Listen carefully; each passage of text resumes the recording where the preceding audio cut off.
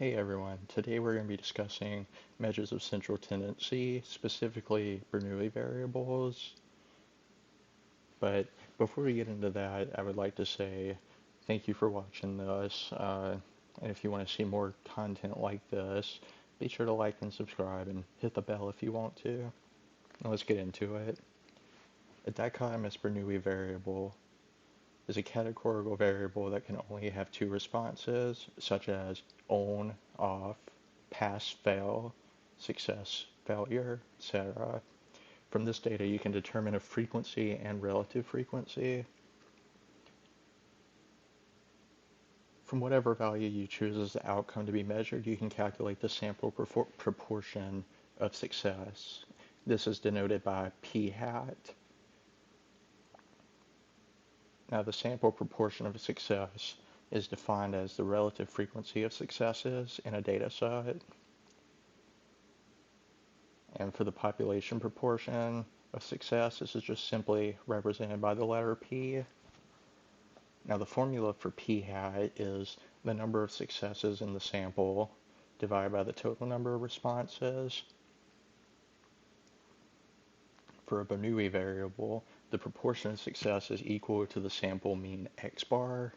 If you convert the two possible values into a numerical value, 1 for success and 0 for failure, you can use the formula for the sample median, which is x bar equals 1 divided by n times the sum of successes and failures, and you'll see that it is equivalent to p hat. So let's look at an example. This is honestly a super easy thing to calculate. The formula is not very hard at all, and you're only working with one variable with two options, so that makes our job a whole lot easier. Now, in this case, we'll be looking at e-cigarette usage, with not using being considered a success and using being considered a failure. Not that I'm hating on people who vape, of course, because I vape. uh, so, as we can see here, uh, the relative frequency for not using in the data set is 0.95, while for using it's 0.04. And we got a nice bar chart here to show this as well. So you can look at the formula here, super simple. P hat equals the number of successes, 4,091, as seen as in the data presented there. And then you've got 195 failures.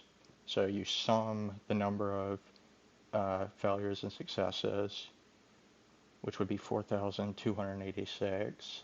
Then, so you would say the number of successes, which is 4,091, divided by 4,286 is equal to 0.95, which is the exact thing that we got up here too.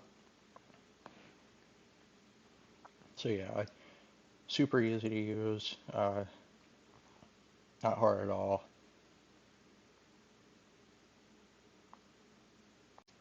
Something important to note is that the letter P is used several times throughout statistics to denote uh, different variables, uh, such as in the trimmed mean formula from the last video I did.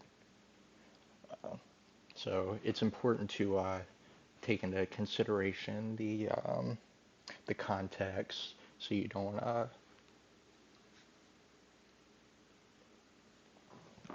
apply the incorrect concept when you're doing various statistical problems. When I recorded the intro, I totally forgot that this wasn't a YouTube video, but a Patreon exclusive. So if you're here watching this video, thank you so much for your support. We here at Archimedes Tub really appreciate it, and you're enabling us to help produce more content, so that's very much appreciated. And if you're not here from YouTube, be sure you check out our YouTube channel, Archimedes Tub. And yeah, thank you so much for your support. It's very appreciated. Science is just a modern oracle. Look inside my microscope Bohr model seafloor fossil rocket crystal ball. It can't be known, and you know this, man. But you bark up a tree with pine needles for an apple.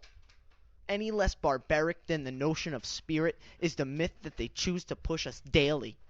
From nothing for nothing in an instant to infinity is easier to grasp than an artist and an easel. You can believe a box built by someone as evil as you, but God couldn't smack you in the face with some solid sunshine experiment without you shouting do-over?